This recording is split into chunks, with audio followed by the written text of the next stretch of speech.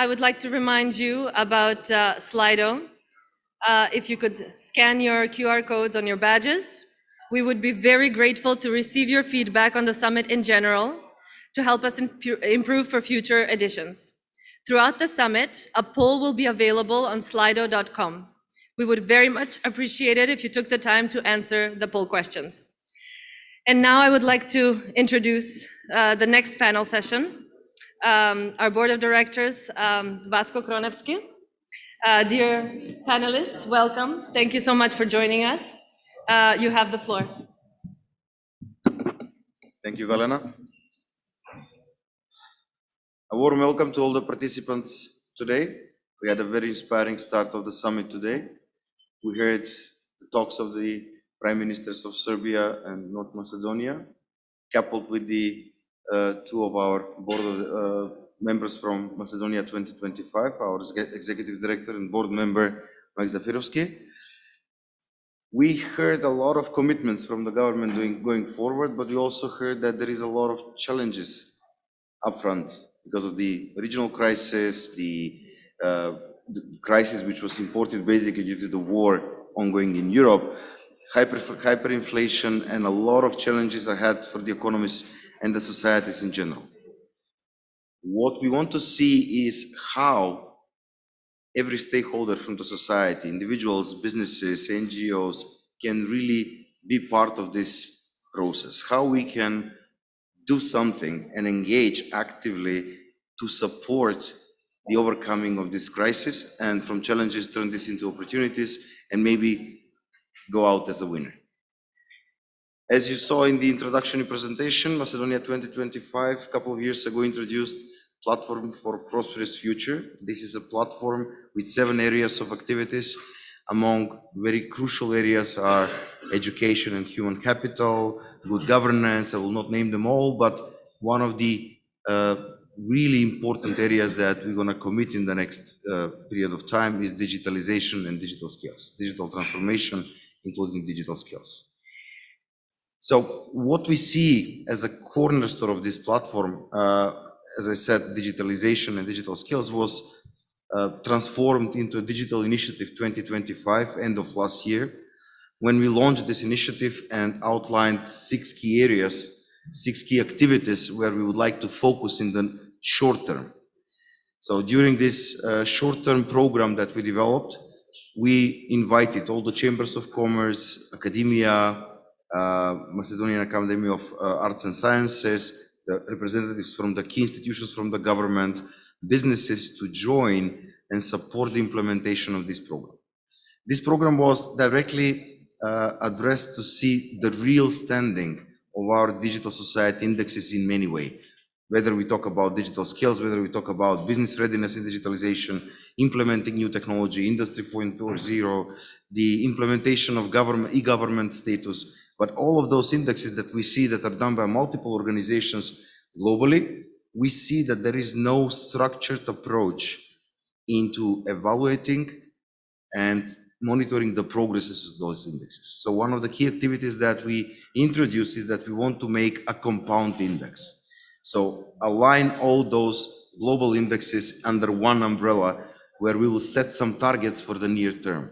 So where we will say we would like to reach this level in digital skills. We would like to reach this level into government services digitalization. We would like to reach this level into technology penetrating standard businesses. So this activity is hand-to-hand going with the activity of mapping what is already out there, mapping what is the current state of implementation of the government, but also mapping what are the tools that businesses can use, cooperating with the chambers, introducing new digital tools to support digital transformation of the businesses. Developing, doing the first survey on digital skills among the general population in all the target groups, but also preparing recommendations how to really fast forward in this process. And we're going to commit a lot of resources in this area in the near future. So while doing this, we were also looking to different examples around the world, who is doing this and how this is done in different countries. We are even now constantly looking for peer organizations that are really committing their energy and peer organizations that are not government driven, but let's say driven by the individuals and businesses with passion to help and passion to transform. While doing this, we identified two peer organizations that we are glad to have today at the panel.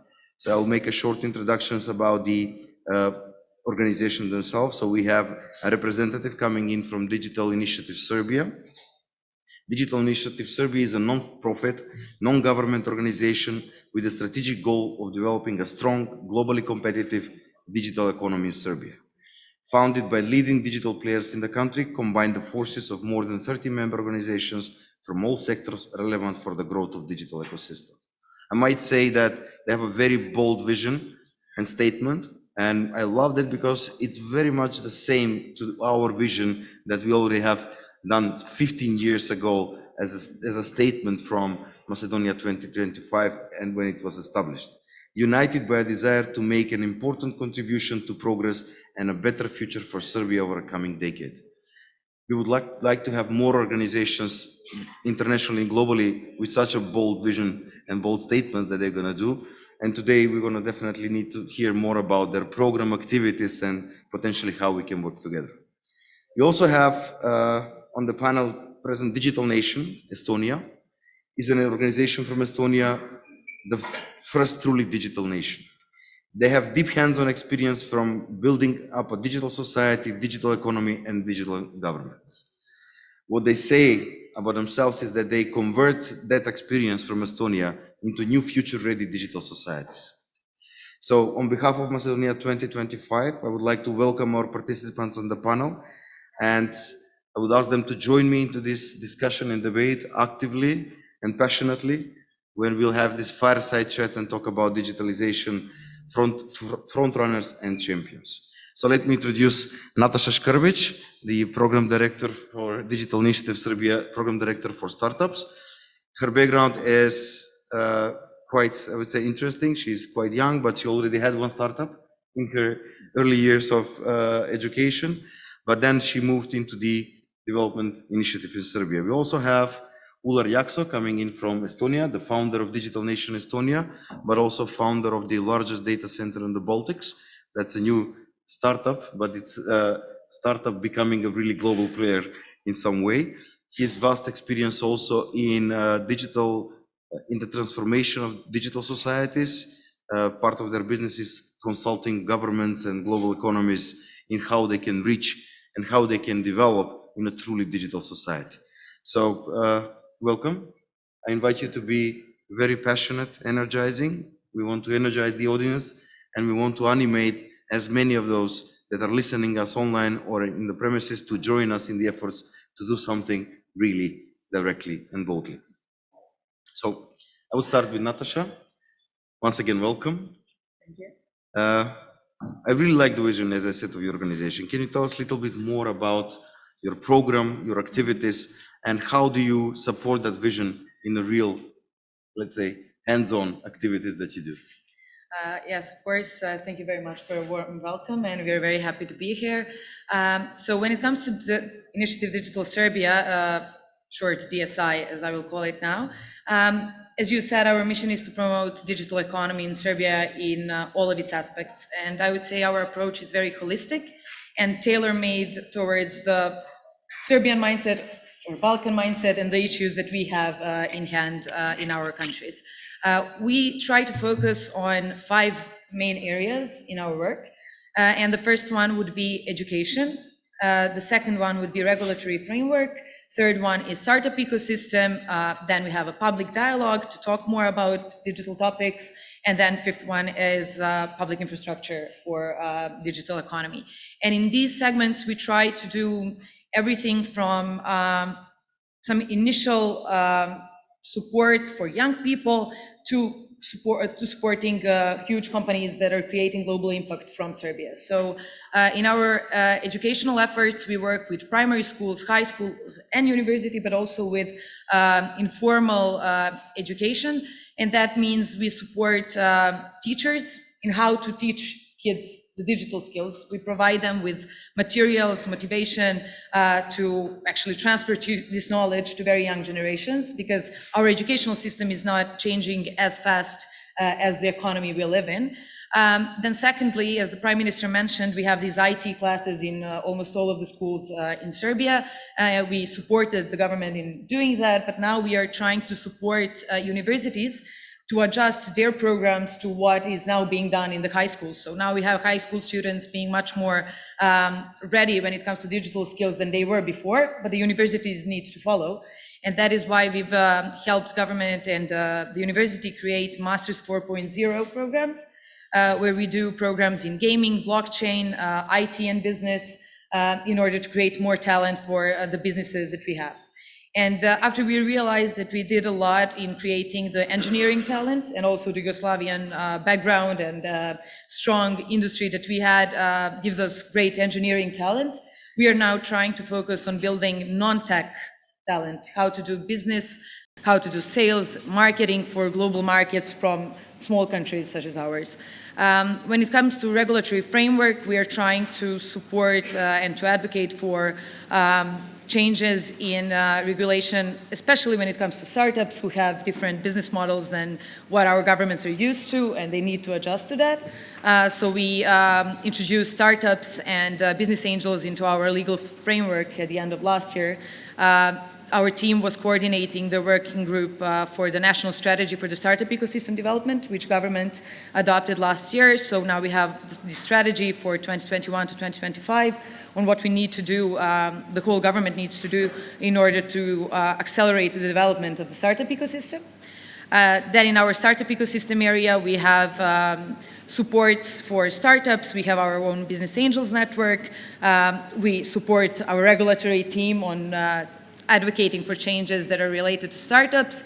And in public dialogue, we try to be as present as possible in the Serbian ecosystem and to raise awareness about how important these projects are and how important it is for everyone to hop on this train of digitization. I'll be very direct. What makes the difference between what you do and any, let's say, international donor-run program or project? Mm-hmm. I think it's where is the key difference in this, what you do?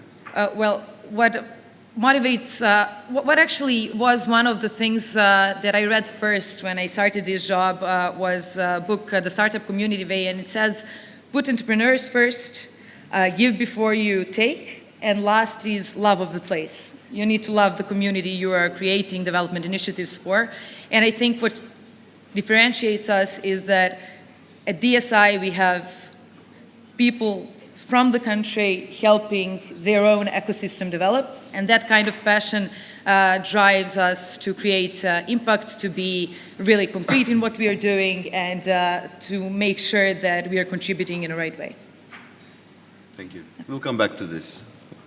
I have a lot more to dig into this area, because I'm quite excited to see how we can really energize a lot of huge part of the community doing similar things like you do. Üllar, we all know about the, let's say, shining success of the digital society of Estonia. So the brand of Estonia being the leading digital nation in the world, it's, I would say, supersedes any other digital transformation efforts of any country in the world.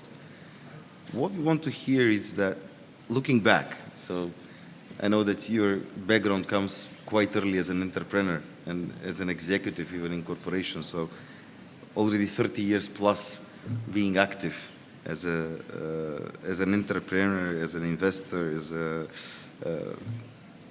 in different areas, an expert in digital transformation. When you look back, what did Estonia did well that maybe you were not even aware while you were doing this? And how, when you, let's say, you look forward and you would like to advise countries like Macedonia, Serbia, and many other countries striving to reach that, what you would do better now? Thank you. It's very limited time, and to give the perspective of the last 30 years a challenge, but that's actually what we try to do. It's always nice to be back in Skopje, and especially for the topic I'm very deep to my heart. I think Estonia in the beginning of 90s was like any other country, lack of everything. But the biggest thing was the lack of legacy systems, and that was actually our benefit. we were taught that do as they do in Germany, do as they do in the US, and you will be good. But then we understood that actually if doing what they do, we probably be always like 1 year or 2 years behind. But do we want to stay always behind? And then we say, why we look at copy-paste experience, why we don't look at opportunities? And I think we were also, let's be honest, stupid, or let's say not informed enough about all the risks. And when somebody came up in another meeting with one bright idea, then in average established country, there will be 9 people from 10 saying, why not? But I think Estonia pronounces those 2 words a bit differently. We say, why not? And I think that makes a huge difference, that there is in every boarding room, there must be at least one person who says, why not? Of course, those people who say, why not, with the risks, you must take very seriously and go into that, but you have to look at those solutions very closely. And I think the trust, if I should put one key word into the success factors, it's not technology. Estonia has not been inventor of the technologies. Our ICT sector is probably one of the smallest in Europe. We always adapted other technologies, but we took the other perspective how to use them, and we build a lot of efficiency with the trust. First of all, it starts from the trust from the citizen towards the government. That's a must. If you don't do that, digitalization is a threat, because all the cyber risks and personal data and so on. But also the trust to the local entrepreneurs and the local society leaders, that if they have a vision, it may be actually good enough to implement. You don't have to wait for the long-lasting strategies coming from outside or for the long-lasting assessments. You have to just trust to start and be ready to change. We have had our issues. We had the agile approach into... basically, it's a nationwide agile approach, but still with the governance around it. But a few years ago, we had an incident where there was a potential risk of our ID card, one of our EIDs with the chip on that. And the whole nation didn't say that close it or remove it. The only answer was fix it.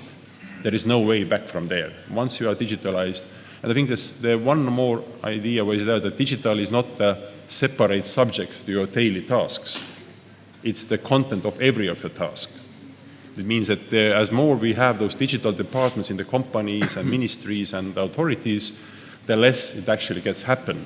The digital should be part of every decision, whether it's a budgeting, service design, marketing, process development. And I think also we used the opportunity to reshape the processes. The digitalization is not bringing technology to do what you did before. It actually opens to the whiteboard to reshape your processes. And that's, I think, has been the most difficult challenge, that there's so many people who want to stick to the old ways of doing. I can understand that there were, at certain point of time, a group of, let's say, visionaries that were bold enough, that would risk enough, that would risk a lot, to boldly go somewhere that no one has tried before. So basically, you didn't follow, but you leapfrogged. But how you kept that, let's say, continuous change and continuous improvement throughout any government? So because governments change, leaders change, not just the head of the government or the presidents, but also leaders of the different institutions in different areas. So how did you motivate that change, and how did you, let's say, unite together with the ICT community? Because that was done by the ICT community locally. You didn't import it, companies to do that, but you did it with your local companies. So how you aligned all of those in a continuous way for the last 20 plus years? I think one reason for that is a very pragmatic approach. I think you have absolutely the same situation as we do still in Estonia, that the talented digital, or let's say technical people, they are limited. And definitely public sector can never afford such bonuses and salaries and motivations as the private sector does, and that was acknowledged in the quite early stage. It means that the permanent partnership between the public and private sector was from beginning there. There's no other ways. Another way, that's like the same kind of event here, is a networking. A networking not only to get to know someone, but actually get the peer pressure on you.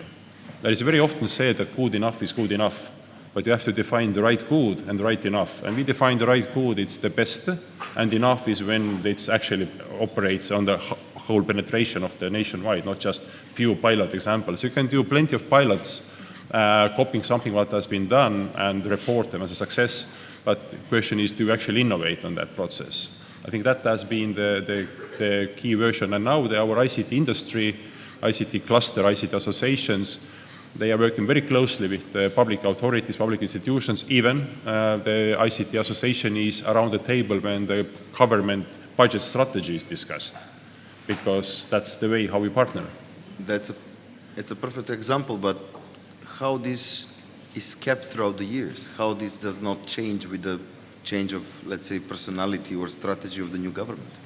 How did you maintain that strong bond? I would say it's a 20 plus years, so it's kind of strange for our region. I would say that in our region you would see change with any change of even in one institution, not just overall in the government. Our easy answer will be hard work, but there is a factor of luck as well. In Estonia, we now have 10 unicorns. It's 1.3 million people in the country, but we have 10 companies whose value is more than 1 billion already. And I think the Skype, once upon a time when it was created, actually created this confidence among the very young, talented people that something could be done also from Estonia to the whole world.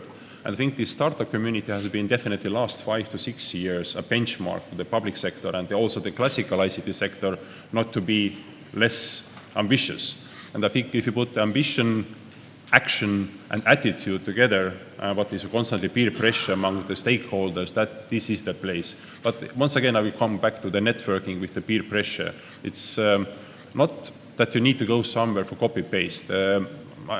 I have 4 sons. I try to copy-paste their breakfast. That doesn't work. The same blood all, but copy-paste doesn't work. It's local conditions, local desires. And I think something you need to do is actually find those kind of people around you who are ready to co-create with you with the local circumstances. And those steps may be very different from your neighbor, but they have to be steps made and very fast one. It was very nice quote today morning here that the fast is eating the slow.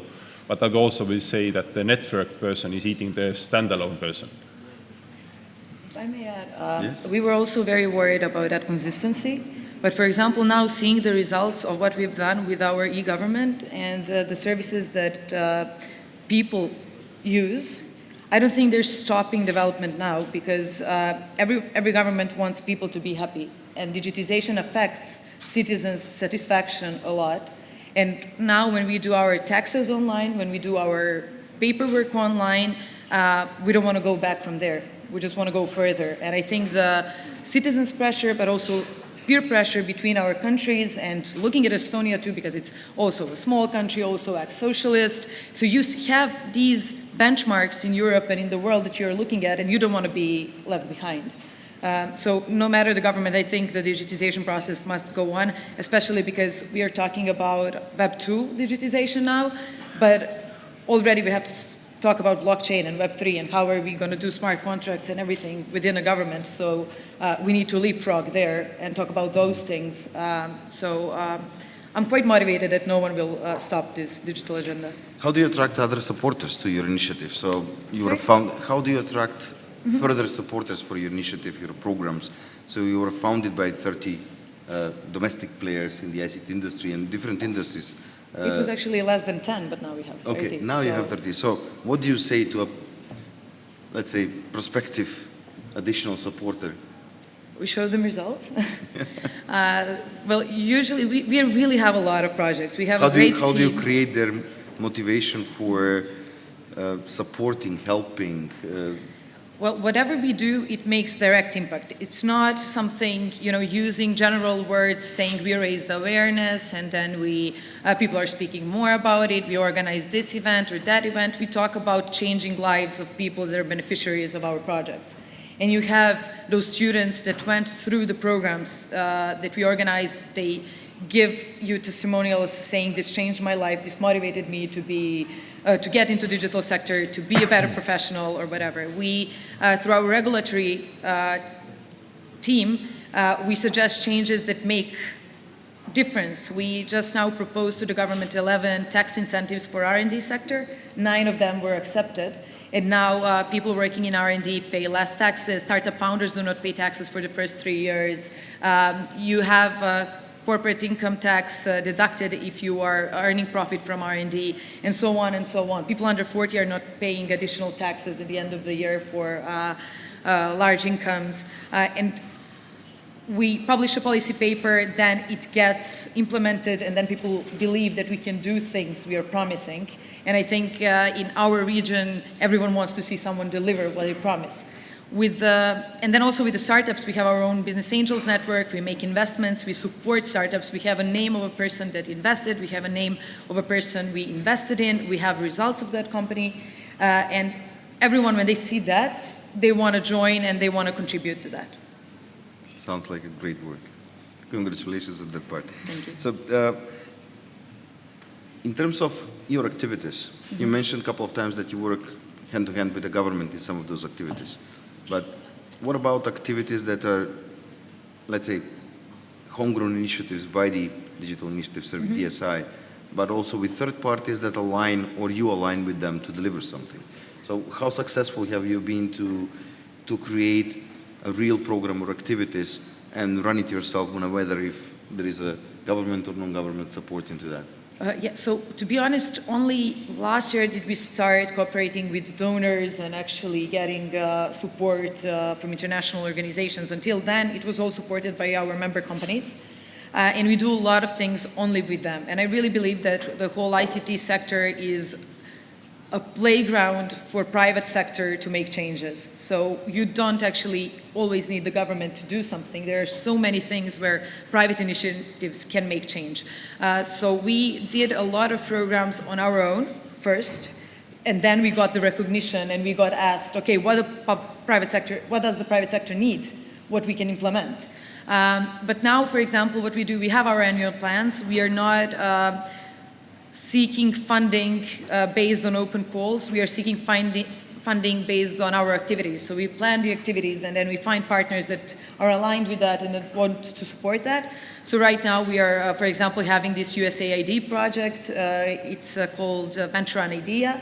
We have a whole separate team for that project. We are trying to support multidisciplinary teams in education and creating more startups from universities and research organizations. And we do that with USAID because it's completely aligned with our mission and vision of creating more digitally driven economy. Thank you.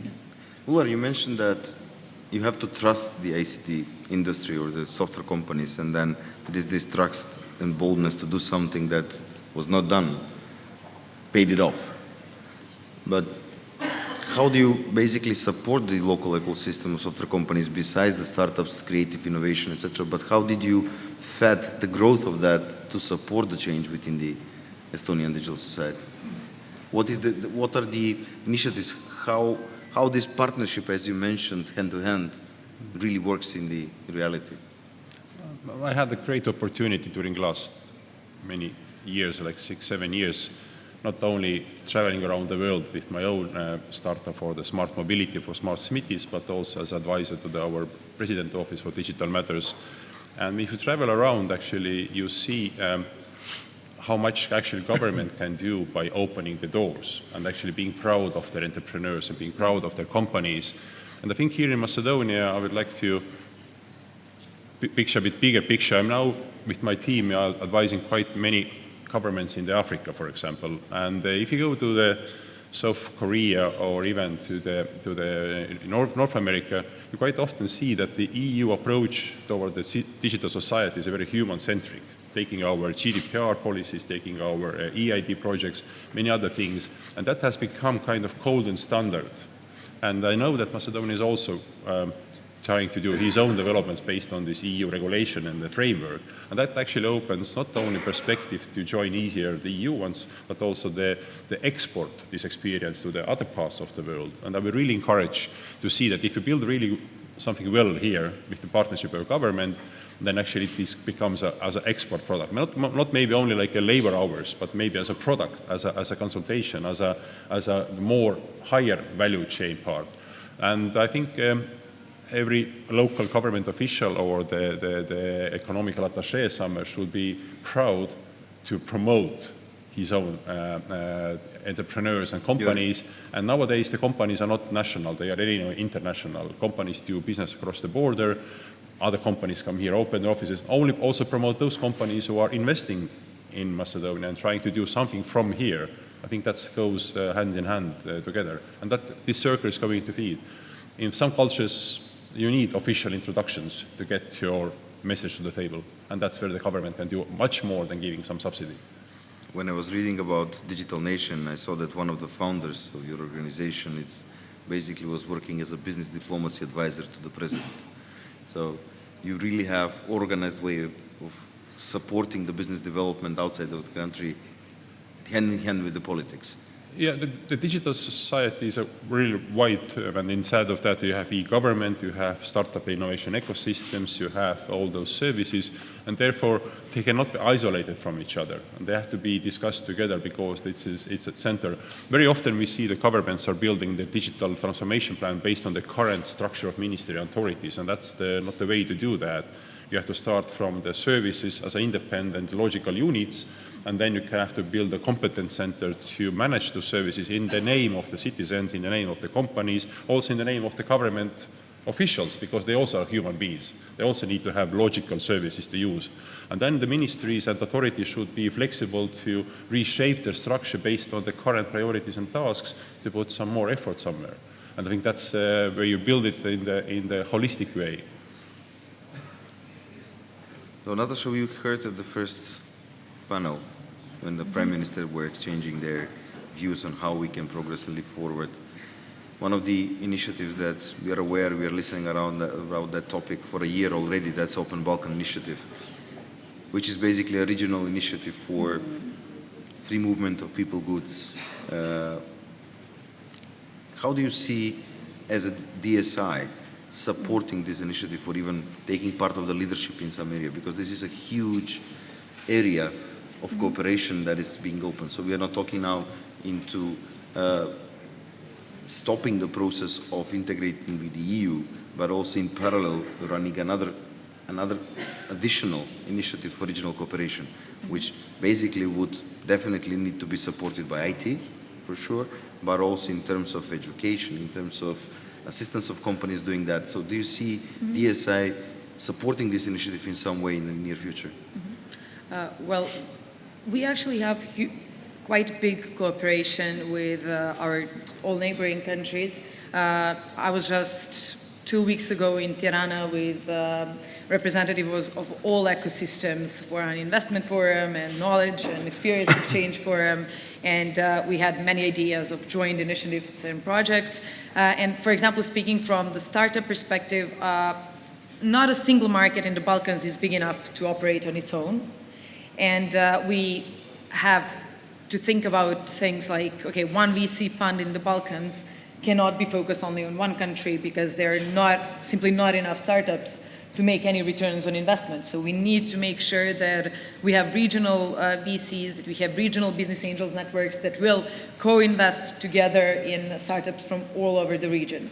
For example, with Macedonia, we are working closely with Startup Macedonia, with startup centers, or actually science technology parks or research centers in Macedonia. A lot of companies from Macedonia reach out to DSI about what we are doing, how can they support such initiatives here or in Serbia, because they have offices also, especially in southern Serbia, in Niš or Vranje or something. So they want to be involved, and we try to share as much knowledge as possible, also coming to conferences like this. We are very open to show what we are doing, to cooperate together, and in this whole Open Balkans initiative, we will try to do what we do best, and that is gather private sector around some very ambitious goals and try to reach them. So we are very open to discuss all of these things. I can give you another example of that regional cooperation. Even inside the EU, there are regional cooperations. One of them is the 3C initiative, what is specially dedicated for those Eastern European countries who are already members of the EU. It's like 12 countries, and this last 7 years, it's a very strong political movement, presidential movement, but now is also supported by the 3C Initiative Investment Fund, who actually does the crucial greenfield, cross-border, very impactful project in financing as a lighthouse project on that. I think it's important to be regionally strong because that empowers you. So basically what you did with your one of the startups, the largest data center, is basically that the result of a direct regional cooperation. Yes, Green Energy Data Center is exactly financed by this fund, and that it gives a cross-border effect of that region there. But coming back to this opportunity, how you build your strategy for your digital societies, very often we see that countries are trying to do the best possible view for the future for the next 5 to 10 years. We cannot predict it. The only thing we can predict is what we stand for. I think it's important to include in the strategy the set of values that you're always going to follow when you do that process. And you put this set of values ready and very short and very pragmatic 3 years plan of action, but that must be action plan, but actually somebody's going to act as well. But the strategy should be more set of the values for every user, for every risk, for every benefit there. Whether you would try to improve the saving time for the citizens talking to the government, or you would like to make it more cost-effective, or you want to be more secure. And nowadays, definitely the foundation of every digital society is the data interoperability, EID, and the cybersecurity. And it's quite often when we talk about EID, we see that resistance from the population that now somebody's going to follow us, somebody's going to track us. But the easy answer to that is that every citizen has rights, and those rights should be protected. And citizen alone cannot protect it, and therefore the answer is very easy. If you know who you are in digital world, we can actually protect you. And they can help you or support you, but we need to be sure it's you. And that's an absolutely perfect foundation for the EID concept in every country. Mm-hmm. Even in what you said, that this is the recommendation how to do it in the future, but even if we look at the Open Boko initiative and viewing it as a future opportunity for all the regional economies, how do we animate and how do we integrate everyone involved in this to have the same values, as you said, and same goals to reach there? Mm-hmm. So how do we sync?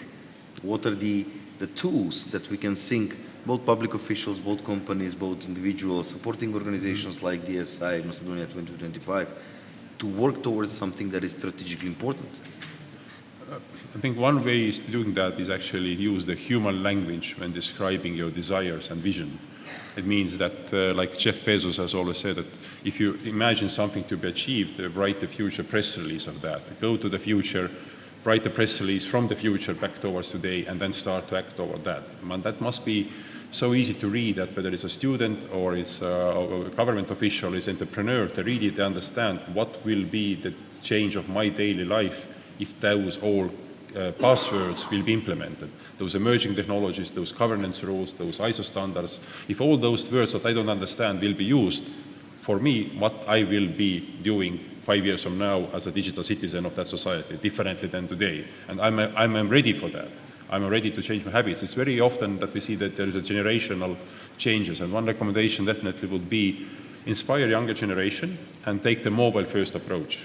Because in digital screen, in the desktop, you can do a lot of old processes in the new way, but mobile screen is ruthless. It only enables you to do the best design of the best services, and that requires to redesign your processes as well to be more predictive, proactive, and bite usage of the services, make it even easier to use government services.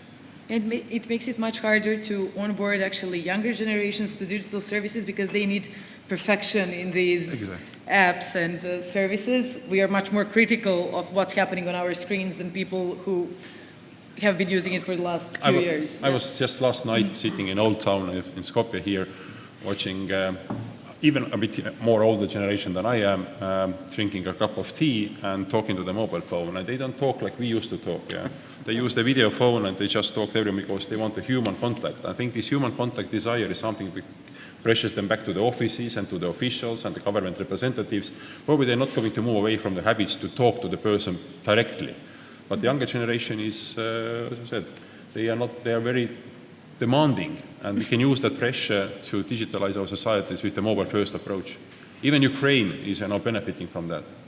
Before we continue, just a short reminder, we are towards the end of the session, and any questions from the audience that you would like to address the panel, please write it down to Slido by QR code scanning the QR code that is on your table. We already have one question, but before we go there, any, let's say, final wrap-up recommendations from both of you, or how do you see your program or your work, Nataša, in the next couple of years? Yep. Can I just address one more thing before that? You asked how do we mobilize more people to support the vision and be part of it.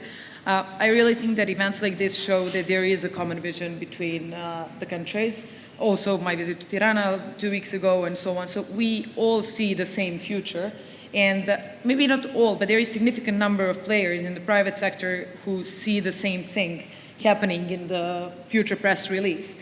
And I think it is sufficient number of players who can make some impact, who can make results, and then everyone else will want to be part of that, and they will join. So I don't think it's that hard. We just need to act fast and do something tangible with our visions and missions. Yeah. And if I add that Estonia seen from outside is like the first truly digital nation, and this fairy tale we like, but believe me, it is not without mistakes and problems. Therefore, none of the society should be afraid of the mistakes. The question is how you measure them.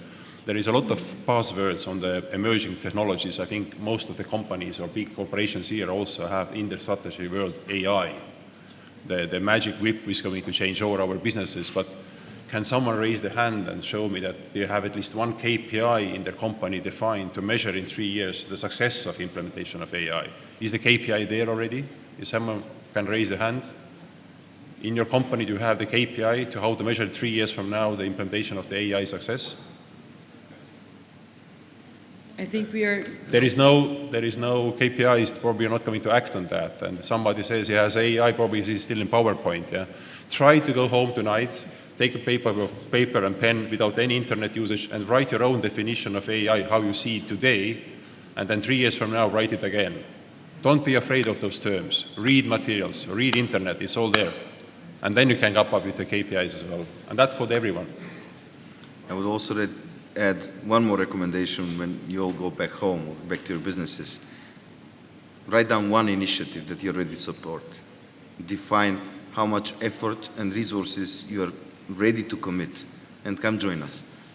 Whoever the initiatives you see that is fitting your needs or your passion or your need, come join us. We are all passionate to do some change. We are committing our time and resources to do so, so we are looking for more support and more people and companies that would like to join us doing that. We have a couple of questions. So first question, Macedonia will have to digitalize education and implement new IT subjects. How did your countries, or how did you accomplish that? Did you copy that from from abroad, or you asked local companies that are ready to introduce that for you? So how was the process in, let's say, Serbia? So as, first of all, when it comes to formal education, usually when there are those initiatives, we are part of those working groups or task forces that implement these things. And then we make our inner working groups in the organization, because our companies, member companies, have a lot of employees, people coming from abroad, people coming from Serbia, people who have different skill sets, and then they contribute to creating our contribution. So you have different groups with different people from different companies engaging on different levels. So because it's not only the CEOs of the companies that can contribute, it's the HR people, developers, marketing people, sales people, legal teams, financial teams. They are all part of our network. So it's not personal membership, it's a company-wide membership. So we invite everyone from these companies to join us to come up with solutions. And for example, we also find, because our goal is not to start something and then run it for years and years, because that wouldn't be sustainable. Then we would need 1,000 people in our organization trying to implement all of the initiatives that we have. We try to initiate something when we see a gap in the ecosystem, we initiate it, but we find partners. They're going to keep doing that, and the same thing with it with education, with Foundation Petlja and other people that we work with. So we find organizations, we start something with them, and then they keep doing that in the future, and we can move to new initiatives and new problems to solve. Great. Üllar, how did you find in the past the assistance or help from the diaspora? Did somehow diaspora, or did you have a huge diaspora? First of all. We have, because Second World War separated many nations to different parts of the world, and definitely at the beginning of the 90s we had this generic wisdom of how you run corporations, how you run the international projects, with a lot of diaspora from the outside. But also we have pretty good neighbors, actually. We are lucky to have countries like Finland and Sweden next to us who have been always spending a lot of money on the R&D. and basically their academic level is very high, and that also gives that our education keeps in one of the highest positions in the world. I think education is something was definitely the base of that. But I think there is a secret mix, another to tell from Estonia is that your common sense you have should not be separated from the digital sense you are taught. That we should use the word of digital common sense. When winter is coming, it's coming, it gets cold, prepare for that. Yeah? That's what we know in the Nordics. It's the 4 seasons. And I think the same comes to the companies, that combine your common sense and gut feeling with the digital technologies. Don't separate them. Don't allow few people in the organization run some digital projects and then run your common sense projects. Combine those forces. How those 10 unicorns in Estonia come back to the society and what they do? Oh, they do a lot now. They have special. It's how you. They feel part of the society. They have created many programs, as the Serbian example here, for the schools, for the young generation, also for a lot of reinvestment of the same money they have earned to the new startups there. Basically, I think every startup sold in Estonia in the unicorn level creates another 10 or 20 startups from the people from these companies, and they are as a network supporting each other all the time.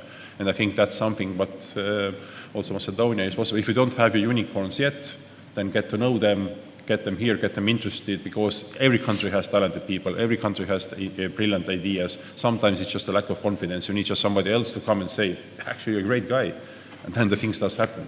Yeah, we don't even, when we look at the size of our economies and so on, right now I think even exits of 100 million or even less can motivate a lot of people to get in, because we haven't seen that many exits.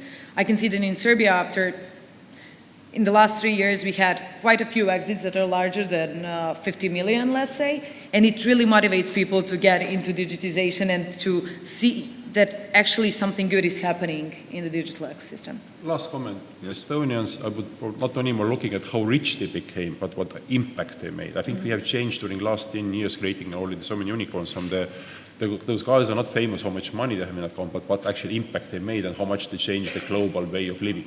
I think that's also important mission to add. Great. Thank you. You were really great mates on this panel, because the discussion was so fluent and so interactive that it was so easy to lead this panel in some way. I'm sorry that we didn't have the chance to answer all of the questions that were submitted. Thank you all for the patience. And the time's up. We need to conclude the session. I will invite the next guest on the panel to come in.